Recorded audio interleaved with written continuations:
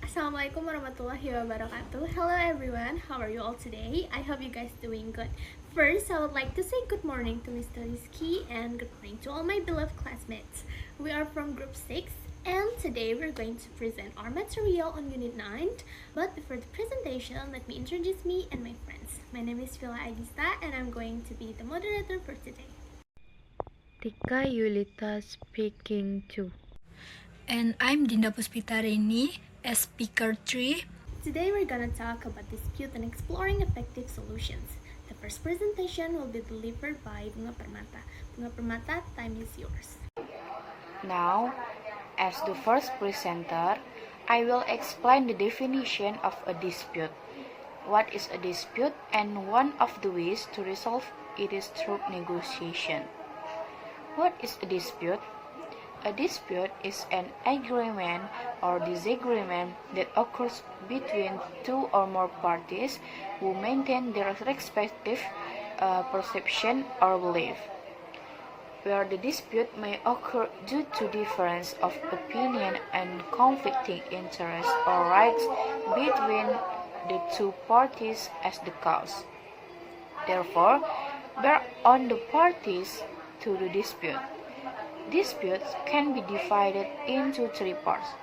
The first is the dispute between individuals. For example, family disputes such as divorce, child problems, division of inheritance, and others. The second is the dispute between individuals and legal entities. This is related to labor issues within a company, where the dispute arises between the company and its employees. For example, regarding wages, severance pay for employees, and others. The third is the dispute between legal entities, such as dispute between corporations, where one corporation sues another corporation. To resolve such disputes, there are several ways that can be chosen, which generally can be through the court or also out of court, such as negotiation, mediation, and arbitration or others. Out of court settlement is usually done by discussing the difference arising from the parties to the dispute through consensus with the aim of achieving a win-win solution that benefit all parties without anyone feeling disadvantaged or losing in the agreement. Thus, whether the dispute can be resolved or not is up to the disputing parties. All are parties involved. Whether the parties want to consult to resolve the dispute or not. One way to resolve the dispute is to negotiate it. Article 6, Paragraph 2 of Law Number 30 of 1999 states that the settlement of disputes or disagreement can be through alternative dispute resolution, which is completed in a meeting directly by the parties involved, within a maximum of 14 days, and the results are set out in the written agreement. So, it can be subjected by the parties involved, within a maximum of 14 days, and the results are set out in the written agreement. So, it can be subjectively interpreted that what is meant by dispute resolution is negotiation. So, what is negotiation? Negotiation is a way of solving problems through direct discussion or deliberation between the parties to the dispute, the result of which are accepted by both parties. The legal principle in negotiation that must be carried out in negotiating to achieve a deliberation are: the first is good faith, where the parties in the negotiation are obligated to act honestly, openly, and not deceive. The second is free agreement, where the parties are free to determine the contents of the agreement but must remain in accordance with applicable laws and norms. The third is legal courtesy, where the agreement made must be clear, certain, and understood by all parties. The fourth is fairness and reasonableness. The contents of the agreement must be fair and reasonable for all parties. Furthermore, there are aspects of legal aspect that are relevant in business negotiations. The first is the law of treaties. The law of treaties determines the condition for the validity of the agreement as a result of the legal consequence of violating the agreement. The second is trade law, regulating trade transactions including buying and selling, cooperation agreements, and credit. The third is competition law, which prevent unfair business competition practices and protect consumer. The fourth is intellectual property law, protecting intellectual property rights such as patents, trademarks, and copyright. The fifth or last is consumer protective law, guaranteeing consumers' right in business transaction. Okay, next. There are several negotiation tips that can be done which are effective and legal tips that may be applied. The first is careful preparation. The second, there must have effective communication. Next, there is the ability to negotiate it. And the fourth, must consult with legal expert. As a legal expert to review the agreement and the law. Thanks to Bunga. The next presentation will be delivered by Tika Yulita. Tika, time is yours. Mediation. Definition. Mediation is an optional dispute resolution method in which a natural threat appears of left a disputing part reach a mutually accepted resolution. The mediator. Mediator as a three-part intermediary only profit and point of view and on the problem faced by the parties or is only or in nature accessible to the parties or not. Although the definition is each part is left. 1. Products a plan or agreement that has been agreed upon by both parties and can be implemented for the future. 1. 2. Providing a disputing part to be orderly to access all the results of the division. 3. Reducing the fear of conflict and other negative consequences by allowing a part to dispute reach an agreed resolution. The problem of the parties can be resolved in accordance with the wishes and agreement of the parties.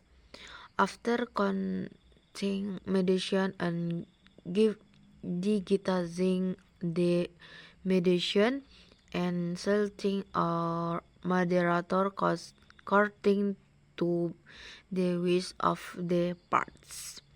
If mediation is successful, a part must voluntarily carry on whether the outcome of the agreement is because it's proof of agreement between the parties concerned with you and courtesy for only. The basis of mediation. Good intention, contractual basis being the basis of problem Precious of confidentiality. Model of mediation. Compromise.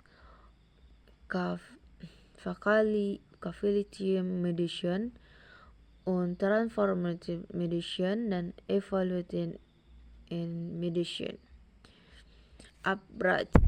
Abrasion definition is a deep to resolution process carried out by one or more or treat an important question by the distinct part to reflect the depth to produce outside the normal out process. Abrasion departs that can be resolved to abrasion are only disport in the with or freight and regression that according to law and statutory regulation are full control by the disporting part. Tips of abrasion. The three are two types of abrasion including arthritis and horse intellectual abrasion. Thank you, Tika. Okay, for our last presentation will be delivered by Dinda Rini. Dinda, time is yours. Okay, on this occasion, I will continue material about principle of arbitration. Principle of arbitration, number 1, neutrality and independence.